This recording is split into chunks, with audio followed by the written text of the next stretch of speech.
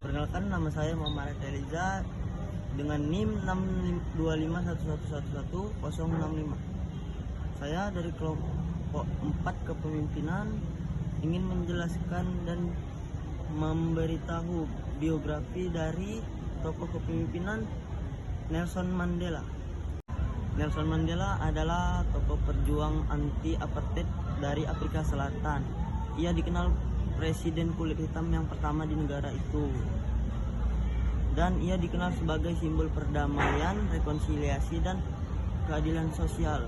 Karena perjuangannya melawan sistem apartheid, ia dibebaskan dan kemudian memimpin transformasi Afrika Selatan menuju demokrasi. Gaya kepemimpinan yang ia lakukan adalah transformasional dan partisipatif. Seperti ia menginspirasi perubahan besar dengan memberikan contoh, bukan membangun persatuan. Terus ia mendengarkan berbagai pihak dan merangkul musuhnya untuk membangun keadilan. Perkenalkan, nama saya Jonathan Stepu, NIM 62533111058. Saya dari kelompok 4 kepemimpinan dan saya akan melanjutkan profil Nelson Mandela. Program kerja kepemimpinan program kerja Mandela berfokus pada peningkatan pendidikan dan kesehatan, membangun sistem demokrasi yang inklusif. Kebijakan penting pembentukan Komisi Kebenaran dan Rekonsiliasi atau Truth and Reconciliation Commission yang memberi ruang bagi pelaku dan korban apartheid untuk bersuara dan menyembuhkan luka bangsa. Mandela adalah role model global dalam hal moral, integritas, dan keteguhan hati. Tidak menggunakan kekuasaan untuk kepentingan pribadi. Meningkatkan kekuasaan secara sukarela setelah satu periode padahal ia menjabat lebih lama. Komunikasi efektif Mandela adalah komunikator yang hebat, tenang, diplomatis, dan mampu menyatukan pihak yang berseberangan. Menggunakan bahasa yang dapat diterima oleh semua kalangan.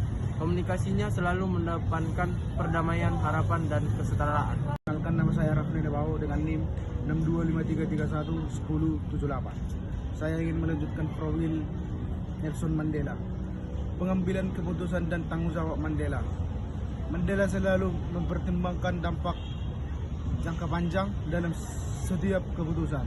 Ia tidak populis, tetapi berani mengambil keputusan yang sulit demi kebaikan bersama.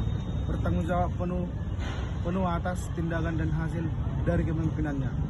Empati dan kepedulian Mandela memiliki empati yang dalam terhadap penderitaan rakyatnya, terutama kaum tertindas.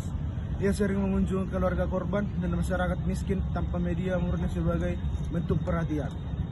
Motivasi dan inspirasi Mandela motivasi dunia dengan cerita hidupnya.